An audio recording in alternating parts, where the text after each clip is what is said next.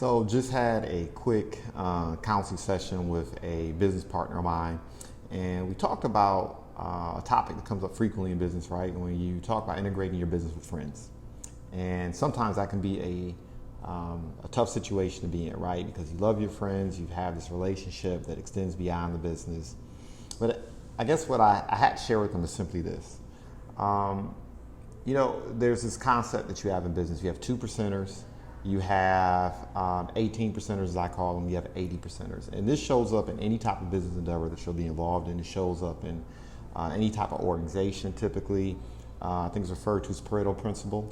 It'll show up in terms of football teams, basketball teams, it doesn't matter. And what it basically means is this: you're gonna have 80% of individuals that you'll look to your left, to your right, and they'll be there. And these 80% really don't make a significant contribution to the bottom line and to the success of your business in and of themselves, not as individuals, as a collective, yes, right? Because you rather have 1% of 100 person's efforts as opposed to 100% of your own, right? You go into business to create leverage. But these 80%ers, at the end of the day, they may contribute other things, right? But when it comes to the bottom line, when it comes to individuals whom you turn to execute, when you must have something done, right? You're not going to turn to those 80%ers, else you're just not going to be in business, right? You have your 20%ers or your 18%ers to be mathematically accurate. And your 18%ers, they're consistent, right? They may not be your superstar. They may not be the elite in your business, but the bottom line is you can count on them for consistency. You can count on them to perform tasks on a basis, and you can get some things done, right? Every now and again, you can turn your back and passively manage your business or passively manage your affairs if you have identified who those 18%ers are, right? They'll keep the boat from sinking in your absence, right? So they're kind of like, you need them for momentum, right? You need them for momentum, you need to help them. You need those individuals to help you keep momentum taking place. They're invaluable, right? So once again, they might not be particularly talented. They, more than likely, let's be real, no one's going to be more vested in the success of your business, your endeavor, your project, your mission than you, right? So it's a false expectation to believe that anyone that joins you in business,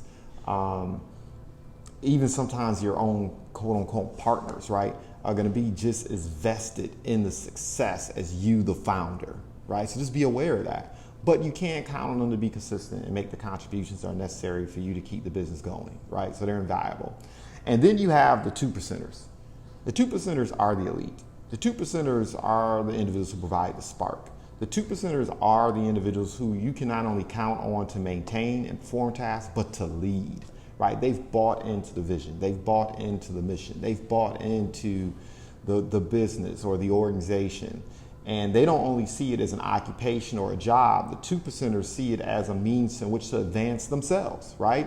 That means you provided fertile ground where individuals who are more talented than you, more skilled than you, in a lot of different areas perhaps, look at the organization, the business, as something that they can employ to advance and to, quite frankly, to express their talents, to express their skills, to express what it is they know how to do, what it is they bring to the table, right?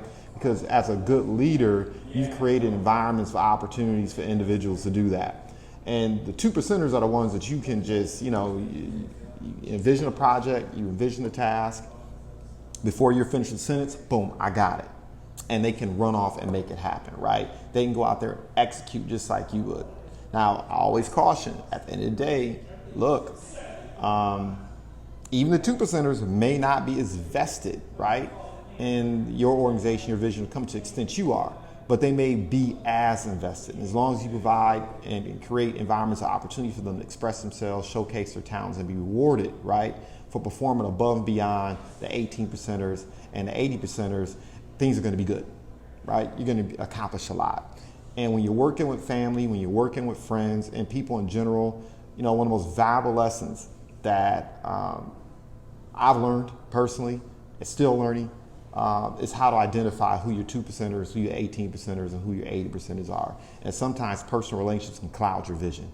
And you need to be completely and utterly objective about this. It doesn't mean the relationship has to change. It doesn't mean that you can't be best buds. It doesn't mean that you can't go fishing and go boating or whatever it is you do, camping, watch Sunday night football, whatever, right? But understand that when you're working with people, you have to have a discerning eye for what categories these individuals fit in. And once you do that, things are easy breezy, right? What becomes annoying is when there's a gap between expectations, right? There's false expectations. There's a degree of naivete. And that's where the incongruence transpires. That's where the conflict transpires. And then that's when things start going downhill and the culture starts to suffer. So, yeah.